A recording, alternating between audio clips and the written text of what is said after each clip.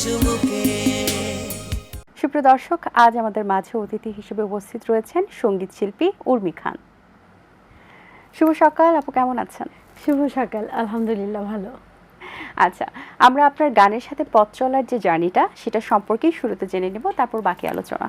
আমার গানের শুরুটা একেবারে ছোটবেলা থেকে আমার বাবার হাত ধরে। আমার বাবার খুব ইচ্ছে ছিল যে তার ছোট যে সন্তান হবে, প্রথমে আমার বোন আছে, বোনকে শেখানোর চেষ্টা করেছেন, বাট ওর খুব একটা আগ্রহ ছিল না। তো আমার আসলে গানটা শেখা একেবারেই ছোটবেলা থেকে, যখন থেকে আমি কথা বলতে পারি তখন থেকেই বাবার কাছে গান শিখেছি। এবং তারপর পরবর্তীতে যখন আমি স্কুলে পড়েছি তখন একের পর এক আমার শিক্ষকদের কাছে গান শিখেছি। কোথায় কোথায় শেখা হয়েছে? আমি আসলে তখন তো সংগঠন ছিল, তখন শিশু একাডেমিতে, শিল্পকলায়, এবং এর বাইরেও আমার বাসায় শিক্ষক ছিলেন, তাদের কাছে শিখেছি, যেমন শামসুজ্জামান দারু, তারপর টিনা আপু, ইব্রাহিম হোসেন সহ। আমি যেহেতু টাঙ্গাইলে থাকি, তো টাঙ্গাইলের মোটামুটি আমার যারা ওস্তাদ ছিলেন ওই সময়টাতে, তাদের সবার কাছেই তালিম নেওয়া হয়েছে। বাহ, দারুণ। আমরা কিন্তু জানি সম্প্রতি আপনার একটি গান রিলিজ হয়েছে, সেই গানটি কি ধরনের এবং কবে থেকে পূর্ব প্রস্তুতি ছিল সম্পর্কে জানতে চাই। আমার নতুন যে গানটি মুক্তি পেয়েছে, গানটির নাম ভাবনার মিছিল। গানটির কথা লিখেছেন মোহাম্মদ কামরুল ইসলাম চৌধুরী এবং গানটির সুর এবং সঙ্গীতায়োজন করেছেন সালমান জাইম। তো গানটির আসলে পূর্ব পরিকল্পনা ছিল গত বছর থেকেই, যখন কামরুল স্যার, ওনাকে আমি স্যার বলে সম্বোধন করি, তো স্যার গানটি লিখেছেন, লিখে আমাকে পাঠালেন। তো এর আগেও আমি 2024 সালেও স্যারের লেখা একটা গান করেছিলাম, ওই গানটা একটু ফোক ঘরানার ছিল। তো সেই জন্য আমি, আর এই গানের যে কথাগুলো খুবই চমৎকার, খুবই সফট এবং রোমান্টিক আমার কাছে লেগেছে। তো তখন আমি স্যারকে বললাম যে স্যার, গানটা আমরা একটা রোমান্টিক ওয়েতে গানটা সুর করি। তো তারপর জানুয়ারিতে গানটা রেকর্ড হয়েছে এবং তারপর গত মাসে গানটা আমরা ভিডিও শ্যুট করেছি খুব সুন্দর সুন্দর লোকেশনে। তো তারপর এই গত জুনের 10 তারিখে আমার জন্মদিন ছিল, সেই বিশেষ দিনটাতে আসলে আমি গানটা রিলিজ করেছি। আশা করছি দর্শকদের ভালো লেগেছে। আর আগামীতে গান নিয়ে কি কি কাজ হাতে আছে? আমার আরও 2-3টা গানের কাজ অলরেডি চলছে এবং সেই গানগুলো মোটামুটি একটু রোমান্টিক ঘরানার গান। আমি সাধারণত আধুনিক গান করি সব সময় এবং ফোকও করেছি, আবার স্টেজে যখন পারফর্ম করি তখন আরও বিভিন্ন ধরনের গান করা হয়। কিন্তু নিজের মৌলিক গানের ক্ষেত্রেও আমি বিভিন্ন ধরনের গান করেছি, কিন্তু আমার সফট টাইপের, রোমান্টিক টাইপের গান খুব ভালো লাগে। তো সেরকমই আরও 2-3টা গানের কাজ চলছে। আমি খুব রিসেন্টলি একটা গানের ভয়েস দিলাম, যেই গানটা লিখেছেন তাহের আফরোজ। তো তার লেখা, তিনিও আমার শিক্ষক, তো তিনি খুব সুন্দর লেখেন। তো ওনার লেখা আরও 2টা গান আমি অলরেডি খুব শীঘ্রই চলে আসবে ইনশাল্লাহ। আচ্ছা, এই মুহূর্তে আপনার কণ্ঠে আপনার একটি গান শুনতে চাই, কোন গানটি শোনাবেন? খুব পছন্দের একটি গান, আশা করছি ভালো লাগবে, আমাদের শ্রদ্ধেয় শাহনাজ রহমতুল্লাহ ম্যামের গাওয়া, চেষ্টা করছি। যে ছিল দৃষ্টি সীমানায়, যে ছিল হৃদয়ে রাঙিনায়, সে হারালো কোথায় কোন দূর জানায়, সেই চেনা মুখ কতদিন দেখিনি, তার চোখে যে স্বপ্ন আঁকিনি, যতটুকু ভুল হয়েছিল তার বেশি ভুল বুঝেছিল, কি যে চায় বলেনি আমায়, যতটুকু ভুল হয়েছিল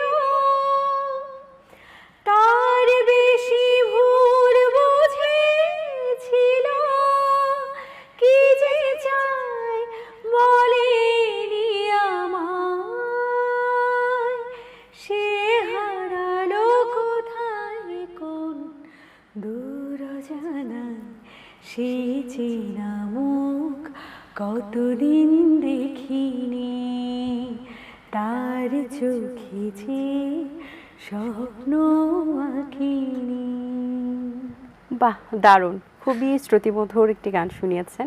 ধন্যবাদ, আপনি খুব চমৎকার গেয়েছেন। ধন্যবাদ। এখন তো অনেকেই মিউজিক ভিডিও নিয়ে বেশি এখন আছে, কাজ করছে।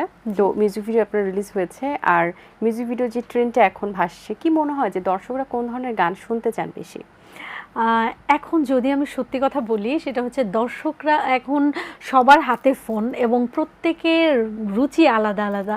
তবে দর্শকরা বেশিরভাগ সময় আমার মনে হয় এখনকার দর্শকরা গান শোনার চেয়ে দেখতে বেশি পছন্দ করে। আসলে ভিডিওটাতে খুব কালারফুল কিছু অথবা খুব ক্যাচি কিছু তারা চায়, কিন্তু আমার মনে হয় যে গান যদি শ্রুতিমধুর না হয় তাহলে সেই ভিডিওগুলো যতই আকর্ষণীয় হোক, গানটা মানুষের কাছে পৌঁছায় না।